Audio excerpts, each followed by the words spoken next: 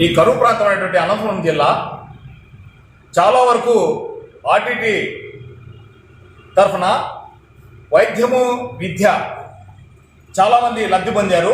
అది అందరికీ తెలిసిన విషయమే. అయితే అప్పుడు ఆర్టీటీ దగ్గర ఎఫ్సిఆర్ఏ ఉన్నప్పుడు 2019కి అవతల ఉన్నప్పుడు చాలా వరకు నిధులు ఉండేవి. అప్పుడు సేవలు వైద్యం అయితేనేమి విద్య అయితేనేమి విపరీతమైన సేవలు అందించేవారు. అయితే ఎప్పుడైతే 2019 ఎఫ్సిఆర్ఏ నిలబడిపోయిందో అప్పటి నుంచి కూడా ఇప్పటి వరకు కూడా సేవలు రోజు రోజుకు తగ్గుముఖం పడుతుండేది అందరూ గమనిస్తున్నాం. అయితే ఈరోజు కొత్తపల్లి అయితేనేమి, అదేవిధంగా కళ్యాణదుర్గం అయితేనేమి, అదేవిధంగా కనేకల్ అయితేనేమి హాస్పిటల్స్ ఇప్పుడు ఈరోజు మూతపడే అవకాశం కూడా ఉంది, మూత పడుతుందనే ఆలోచన కూడా ఉంది.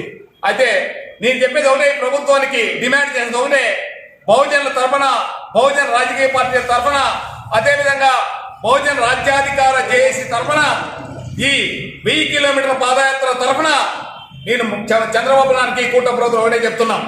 అయా కూటమి ప్రభుత్వం ద్వారా మీరు మీ బడ్జెట్లో ఈ 10వ తరగతి 10వ తారీఖు వరకు ఉన్న బడ్జెట్లో